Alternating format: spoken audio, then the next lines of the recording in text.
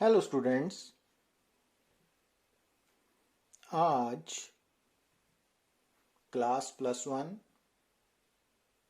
के lecture number 36 में हमारा टॉपिक है मैथमेटिकल टूल्स पार्ट 10।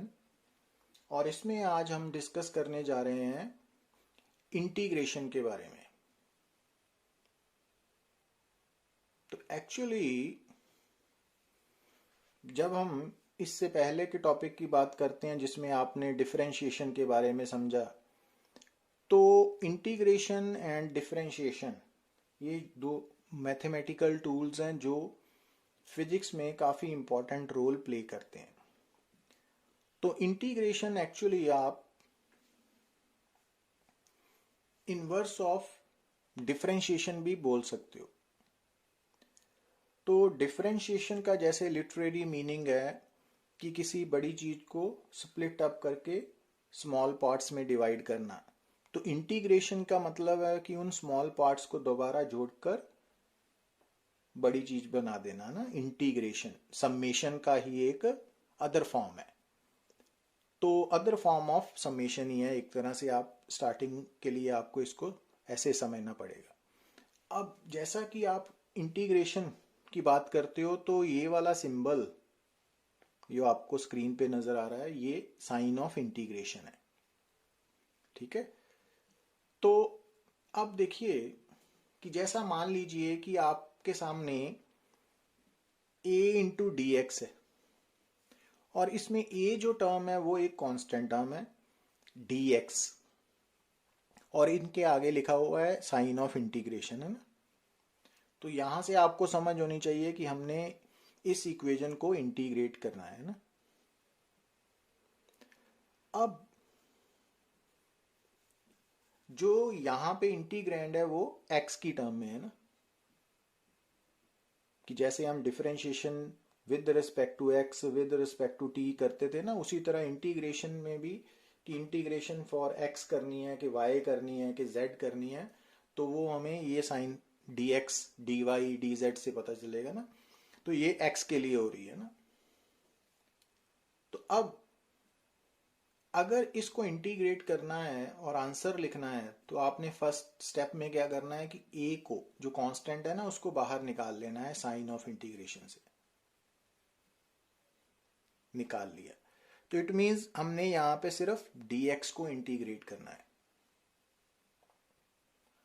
अब इंटीग्रेशन ऑफ dx का रिजल्ट क्या आएगा, तो यहां देखिए आप, जब आपने इंटीग्रेट करना है dx को ना, तो ये a है। तो जब आपने dx को इंटीग्रेट किया तो वो x में कन्वर्ट हो गया। तो अभी आप इसको नहीं देखना ना, ठीक है। बट ये वाली इंटीग्रेशन को हम बोलते हैं इनडेफिनेट इंटेग्रल्स। तो यहाँ पे हमें लिमिट्स के बारे में कुछ नहीं मालूम कि कहाँ से स्टार्ट करना है कहाँ तक। तो यहाँ पे हम क्या करते हैं, plus c sign of constant of integration का साइन है। तो ये सी अकेला है ना, मींस याद क्या रखना है कि जो dx है ना, तो dx को इंटीग्रेट करने के बाद उसका आंसर वो किस में कन्वर्ट हो जाएगा, x में, ठीक है। अब इंटीग्रेशन साइन के बाहर क्या है, a, तो a इंटू एक्स ये इंटीग्रेशन का आंसर है, प्लस c, तो c अकेला है ना, a c के साथ नहीं मल्टीप्लाई हो रहा। तो c sign of c constant of integration है। तो वो इसकी वैल्यू लिमिट्स पे डिपेंड करती है ना, इनिशियल फाइनल कंडीशंस पे। उसके बारे में हम आगे बात करते हैं। इट मींस आपने पहले पार्ट में क्या याद किया कि जो dx है ना उसका इंटीग्रेशन का आंसर x आएगा। इट मींस अगर आप dy को इंटीग्रेट कर रहे हो तो dy y में कन्वर्ट हो जाएगा आफ्टर इंटीग्रेशन, प्लस ये कांस्टेंट ऑफ इंटीग्रेशन है। अब जैसे यहां पे है 5dz, अब इसको इंटीग्रेट करना है, तो जो कांस्टेंट है उसको बाहर निकाल लिया साइन ऑफ इंटीग्रेशन से, 5 बाहर। अब dz को इंटीग्रेट करना है, तो dz को इंटीग्रेट करने से क्या होगा, वो z में कन्वर्ट हो गया। तो 5 into Z plus constant of integration,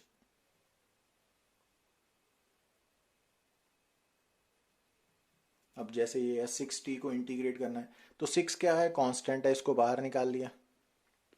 अब इट मीन्स dt को इंटीग्रेट करना है तो dt को आफ्टर इंटीग्रेशन क्या होगा, ये t हो गया, ये t हो गया ना, तो 6t पर प्लस कांस्टेंट ऑफ इंटीग्रेशन।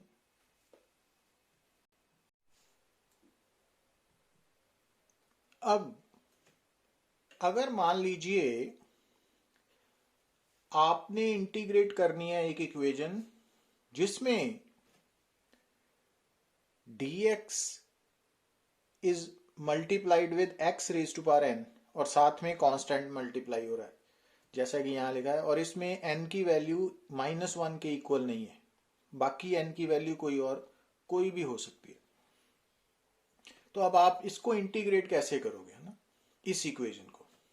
तो इससे पहले हमने क्या सीखा कि अगर मान लीजिए कि आपने इंटीग्रेट करना है सिंपली dx को, अकेले dx, तो आपका तो आंसर आ जाएगा x। अगर dy को करना है तो y, अगर dz को करना है तो, बट अगर आपने x raise to power n dx को इंटीग्रेट करना है, क्योंकि a तो कांस्टेंट है, तो a तो पहले स्टेप में बाहर आ जाएगा ना। तो मीन्स आपने सिंपली इस इक्वेशन को, इस पार्ट को इंटीग्रेट करना है, और ये किस फॉर्म में है, x raise to power n into d x. तो ये दोनों इकट्ठे इंटीग्रेट होंगे ना, ये याद रखना है। तो अब इसका आंसर क्या होएगा, तो इसका आंसर आएगा, जो a है वो तो है ही है। अब x raise to power n dx को आफ्टर इंटीग्रेशन हम क्या लिखेंगे, x, क्योंकि ये इंटीग्रेशन x के लिए हो रही है ना, x। अब इस x की पावर n थी ना बिफोर इंटीग्रेशन, तो आफ्टर इंटीग्रेशन क्या हो जाएगी, n+1 और नीचे n+1। तो ये इस इंटीग्रेशन की ये रिजल्ट आ गया ना, ये वाला, और उसके साथ प्लस क्या लिखोगे आप, c।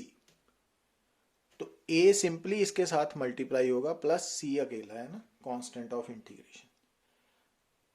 तो इट मीन्स आज के बाद आपने क्या याद रखना है कि अगर मान लीजिए कि हमारे पास एक कांस्टेंट है a into x raise to power n dx, तो इसको इंटीग्रेट करने पे आपका रिजल्ट क्या होगा, a और ब्रैकेट के अंदर x raise to power n+1, नीचे n+1 प्लस c।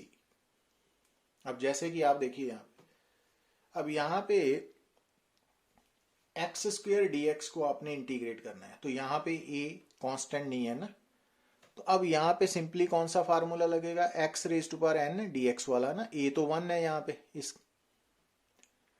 तो इसका आंसर क्या आएगा, a तो 1 है, x की पावर अगर n होती तो ये आफ्टर इंटीग्रेशन क्या होना था, x n+1, पर यहाँ पे x की पावर 2 है, तो ये होगा x 2+1 और नीचे भी 2+1 plus c is equal to x³ 3 + c। अब यहां देखिए, अब 3t raise to power -3 dt, तो अब ये इसने शो कर दिया है कि ये इंटीग्रेशन t के लिए हो रही है ना, तो अब यहाँ पे 3 क्या है, कांस्टेंट, ये इंटीग्रेशन साइन से बाहर चला गया ना, ठीक है। अब इट मीन्स एक्चुअली आपने इंटीग्रेशन किसकी करनी है, t raise to power -3 dt की, तो इसके अकॉर्डिंगली यहाँ पे x है ना, तो वो t है, सिंबल बदल गया।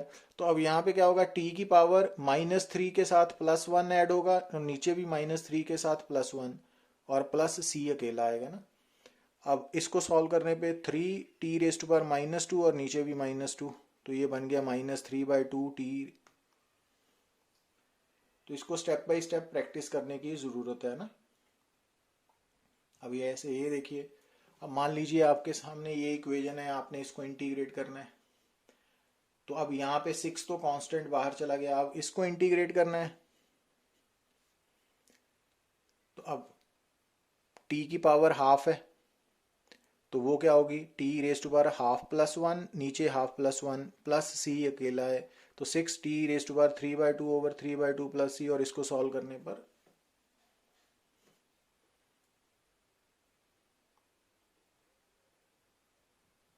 अब ऐसे ये v dv है। अब यहाँ पे v की पावर क्या है, 1 है, तो आफ्टर इंटीग्रेशन क्या होगा, कांस्टेंट तो है नहीं, ये 1 है, तो v की पावर 1+1 और नीचे भी 1+1 और प्लस c आ गया।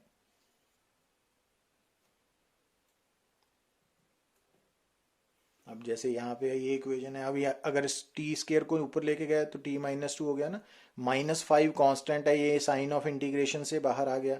अब इसको इंटीग्रेट करना है तो आंसर क्या आएगा, -5 तो कांस्टेंट है, अब इसको इंटीग्रेट करने पे ये बन गया t-2 + 1, और नीचे भी -2 + 1 प्लस c अलग है, तो ये बन गया ना।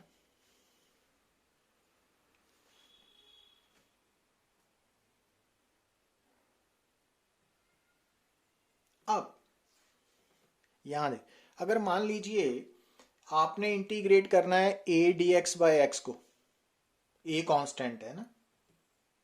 अब जब आप x को ऊपर लेके गए तो x -1 हो गया ना। तो अब जैसे मैंने पहले बताया कि ये अगर इस फॉर्म में है और n की वैल्यू -1 के इक्वल है, तब ये अप्लाई नहीं होगी ना। अब यहाँ पे x की पावर जो n है वो -1 के इक्वल है, तब ये रिजल्ट अप्लाई नहीं होगा। तो तब आपको नया रूल याद रखना पड़ेगा कि अगर a/dx/x है और a बाहर चला गया तो अंदर क्या बचा, x⁻⁻1 dx। तो इसका आंसर क्या आएगा, a तो कांस्टेंट है ही, और इस इंटीग्रेशन का आंसर क्या होगा, log x। और ln नेचुरल लॉग होता है ना, हमने लॉगरिथम में थोड़ा सा स्टडी किया था, और प्लस c। तो आज के बाद अगर आपने इंटीग्रेट करना है dx/x को, तो आफ्टर इंटीग्रेशन वो log x हो जाएगा। अगर आपने इंटीग्रेट करना है dy/y को, तो आफ्टर इंटीग्रेशन वो log y हो जाएगा। जैसे यहाँ पे देखिए dt/t को इंटीग्रेट करना है तो वो आफ्टर इंटीग्रेशन log t और प्लस कांस्टेंट ऑफ इंटीग्रेशन।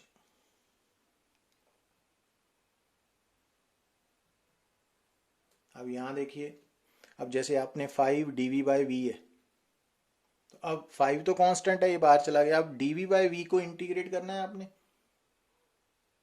तो इसका क्या, dv/v को इंटीग्रेट करने के बाद वो log v हो गया ना। तो log v 5 के साथ मल्टीप्लाई होगा, प्लस c अकेला आएगा ना, कांस्टेंट ऑफ इंटीग्रेशन। ऐसे ही अगर आपने रूल नंबर 4, तो exponential raise to power ax dx है ना, तो ये आफ्टर इंटीग्रेशन क्या होगा, तो e⁻⁴ax ऐसा सच रहेगा, और नीचे उसकी जो x का कॉफिशेंट है वो आ जाएगा ना, प्लस c। तो ये अच्छा, अब अगर आपने साइन कॉस को इंटीग्रेट करना है, तो अब a तो कांस्टेंट है ना, cos bx इंटू dx है ना। अब एक्चुअली bx एंगल है ना। अब यहाँ पे a and b both are constants, तो आपने क्या करना है, a को बाहर निकाल लिया, तो बेसिकली आप cos को इंटीग्रेट करने जा रहे हो, cos bx dx को। तो इसका आंसर क्या होगा, ये a तो ऐसा सच रहेगा। अब cos bx dx का आंसर sin bx, और नीचे x का कॉफिशेंट नीचे b, प्लस c। तो ये रिजल्ट्स हैं जो आपको धीरे धीरे याद रखने पड़ेंगे ना। जितनी जल्दी रख लोगे उतना अच्छा रहेगा फिजिक्स के लिए। अब जैसे आप यहाँ देखिए, ये cos थीटा d थीटा है ना, तो अब जो cos के आगे कांस्टेंट a था वो 1 है, और ये जैसे ये यहाँ पे cos bx इंटू dx है, तो ये इंटीग्रेशन x के लिए हो रही थी ना। अब यहाँ पे dx की जगह d थीटा है, और यहाँ भी थीटा है ना, cos थीटा, तो ये थीटा के लिए हो रही है। अब यहाँ पे x का कॉफिशेंट b है, अब यहाँ पे थीटा के साथ 1 ही है ना, अंडरस्टूड है। तो इट मीन्स यहाँ पे a और b दोनों 1 1 है ना। तो इट मीन्स अगर a भी 1 है b भी 1 है, तो cos क्या कन्वर्ट हो जाएगा, साइन bx की जगह यहाँ अकेला थीटा है ना, तो साइन थीटा प्लस c।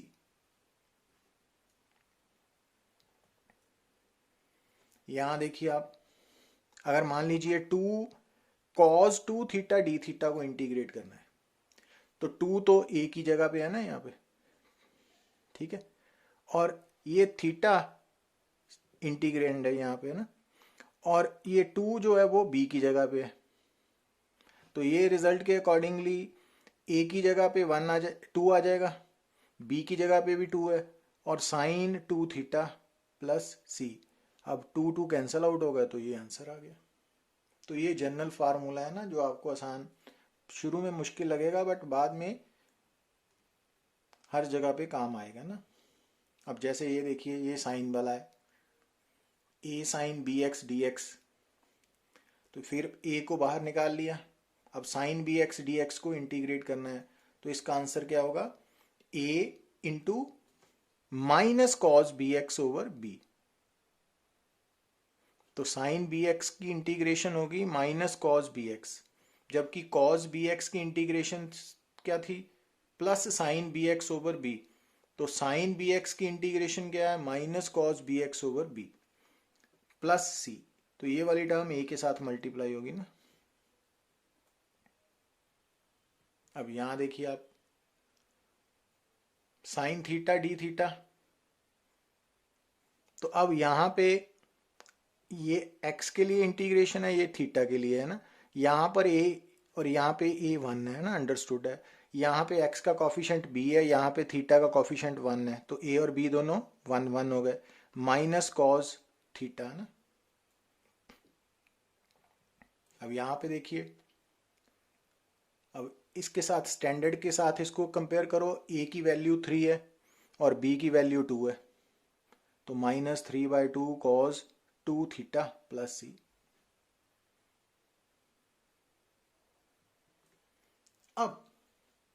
अब तक हमने इनडेफिनेट इंटेग्रल के बारे में बात की ना। एक्चुअली जैसे कि मैंने आपको शुरू में बताया कि जो इंटीग्रेशन है ना, वो बेसिकली क्या है, एड अप, एडिशन करना, जोड़ना, समेशन है ना, उसी की एक अदर फॉर्म है।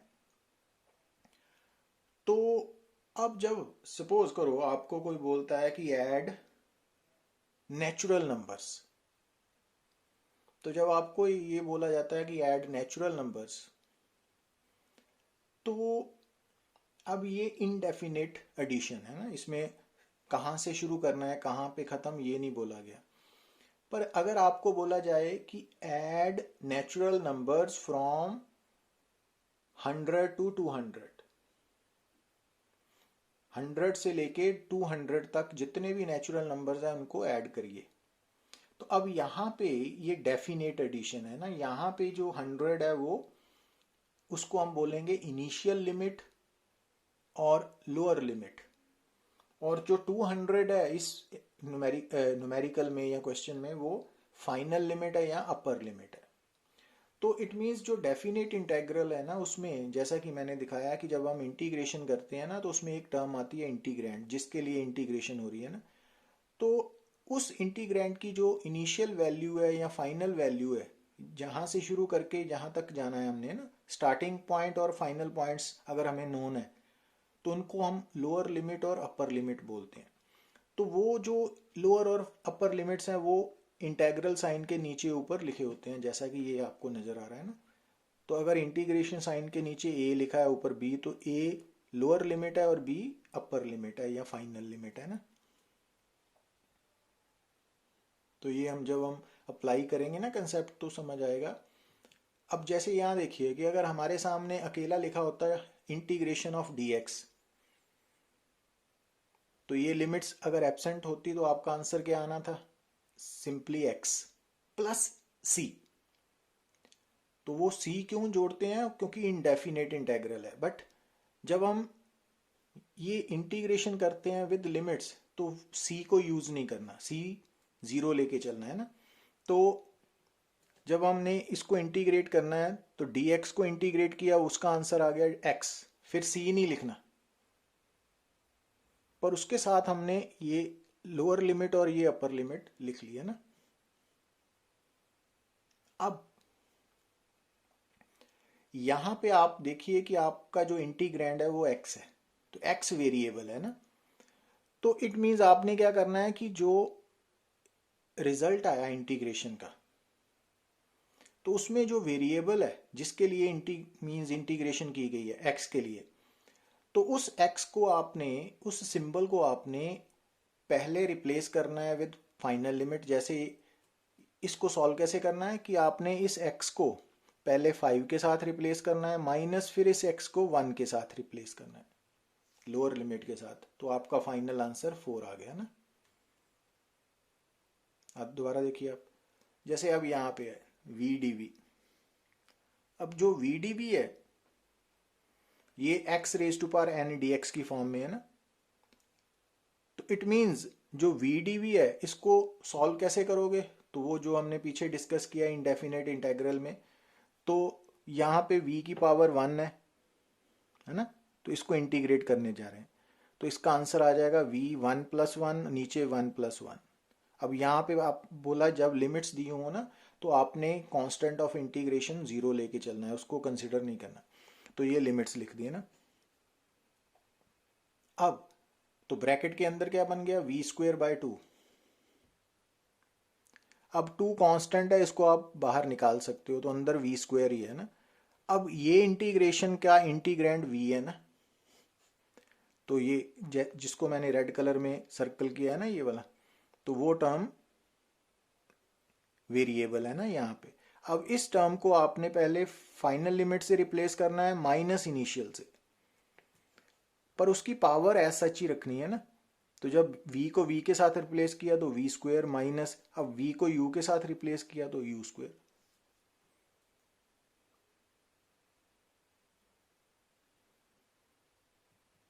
जैसे ये, अब इसमें भी x raise to power n dx का फार्मूला लगेगा ना, तो 3 तो कांस्टेंट है, ये बाहर आ गया।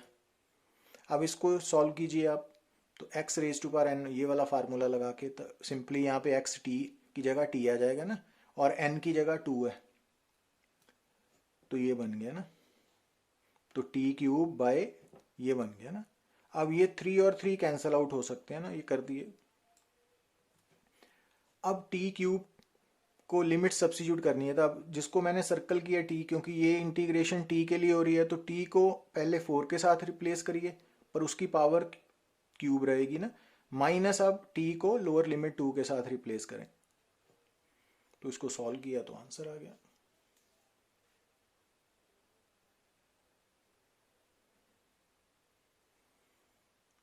तो ये बातें ना आप सबके लिए नहीं है, डिफरेंशिएशन इंटीग्रेशन, तो इनको आप धीरे धीरे पेशेंसली समझिए। अब जैसे ये, अब पहले तो आपको मालूम होना चाहिए कि ये dt/t है, जब इसको t को ऊपर ले जाएंगे तो इसकी पावर -1 होगी, तो इसमें अब वो x n+1/n+1 नहीं यूज होगा ना, तो अब इसमें log वाला होगा, तो dt/t क्या बन गया, log t है ना, log t। अब t वेरिएबल है, तो जो मैंने रेड कलर किया इसको हमने पहले किसके साथ रिप्लेस करना है, अपर लिमिट 3 के साथ, तो log 3 माइनस log 1। अब log का फार्मूला भी आपको बताया था कि log a minus log b को कैसे लिखते हैं, log a/b। It means log 3 minus log 1 को आप log 3/1 मीन्स log 3 लिख सकते हो। अब log 3 की वैल्यू हम टेबल से निकाल सकते हैं ना, बट अब यहीं पे छोड़ देना है इसको। अब ये देखिए आप, साइन थीटा डी थीटा को इंटीग्रेट करना है, लोअर लिमिट हमें दी हुई है 30 डिग्री, अपर दी हुई है 60 डिग्री है ना। अब जैसा कि ये है ये वाला ना, अब अगर इसको इसके साथ कंपेयर करो आप, तो a1 है, b भी 1 है दोनों, बट x की जगह पे थीटा है। इट मीन्स हमारा फाइनल आंसर क्या होगा, a भी 1 है, b भी 1 है, माइनस कॉस b 1 है तो x थीटा है ना, तो माइनस कॉस थीटा आ जाएगा ना। अब यहाँ पे इंटीग्रैंड थीटा है ना, तो ये थीटा को मैंने सर्कल किया। अब इस थीटा को हमने पहले फाइनल लिमिट से और फिर अपर लिमिट, सॉरी हाँ, पहले फाइनल लिमिट से फिर लोअर लिमिट से रिप्लेस करना है। अब ये माइनस साइन को आप बाहर निकाल सकते हो, बाहर निकाल लिया। अब cos थीटा को cos 60 degree minus cos 30 degree, अब cos 60 cos 30 की वैल्यू सब्स्टिट्यूट कीजिए, ये माइनस है ना, तो ये अंदर जाएगा, तो ये प्लस हो गया, वो माइनस।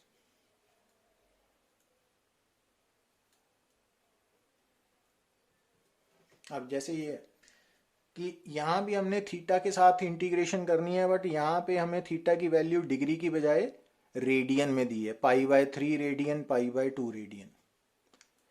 अब यहाँ पर अगेन ये फार्मूला लगेगा, पर इसको जब आप इसके साथ कंपेयर करते हो स्टैंडर्ड रिजल्ट के साथ, तो a3 है और b2 है और थीटा x है ना, x थीटा है मीन्स, तो अब a3 है बी 2 है और एक्स थीटा है ना, तो माइनस, तो ये माइनस कॉस 2 थीटा है ना, ये 3/2 आ गया। अब ये माइनस साइन बाहर ले गए, अब लिमिट्स थीटा की जगह आनी ना, तो कॉस 2 इंटू पाई/2 माइनस कॉस 2 पाई/3 है ना, तो अब ये कॉस पाई बन गया, ये कॉस 2 पाई/3। अब आपको मालूम होना चाहिए, जैसे शुरू में किया था, कि पाई रेडियन, क्योंकि जब एंगल पाई में दिया हो ना तो पाई रेडियन होता है, तो पाई रेडियन 180 डिग्री है ना, तो इट मीन्स कॉस पाई की वैल्यू कॉस 180 डिग्री -1 है, और कॉस 2 पाई/3 कॉस 120 डिग्री है ना, अगर आप पाई 180 डिग्री सब्स्टिट्यूट कर। तो ये नहीं समझना कि ये पाई मैथमेटिकल टर्म नहीं है, ये एंगल है, तो ये रेडियन में है ना, तो -1/2। तो अब यहाँ पे वैल्यू सब्स्टिट्यूट की, क्योंकि ये 180 डिग्री है कॉस, ये कॉस 120 डिग्री है, उनकी वैल्यू सब्स्टिट्यूट करके सॉल्व किया तो आंसर आ गया। तो ये आराम से करना है ना, प्यार से करना है, ये जल्दबाजी बिल्कुल नहीं करनी अभी। अब ये देखिए, अब कॉस है तो इसकी लिमिट्स भी दी हुई है ना, रेडियन में पाई/6 पाई/2, तो ये अगेन अब कॉस का रिजल्ट यूज होगा ये वाला। अब यहाँ पे A2 है, B1 है, एक्स थीटा है ना, तो ये वाला रिजल्ट अप्लाई किया, यहाँ पे आ गया ना, A2 है, B1 है और एक्स थीटा है, तो ये बन गया ना। अब लिमिट्स हैं, अब ये थीटा के लिए इंटीग्रेशन हो रही है, तो ये रिप्लेस करेंगे हम, साइन पाई/2 मीन्स 90 डिग्री, साइन पाई/6 मीन्स साइन 30 डिग्री। अब साइन 91 होता है ना, और साइन 30 डिग्री 1/2, तो ये आंसर आ गया। तो इस तरह से आपने ये याद रखनी है बातें ना। अब जो नेक्स्ट लेक्चर है, जिसमें हम लास्ट में मैथमेटिकल टूल्स का 11th part, last part discuss करेंगे कि ये इंटीग्रेशन फिजिक्स में यूज़ कैसे होगी ना।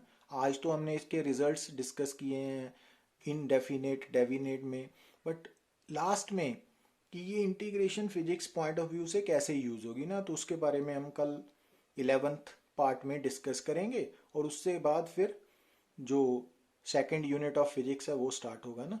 तो और ये बातें आपने बड़ा पेशेंसली, कामली, प्यार से, आराम से समझनी है, और इनको अप्लाई करना, प्रैक्टिस करनी है, मीन लिख के देखना है बार बार, तो आप बेटर वे में कर सकते हो। Thank you very much.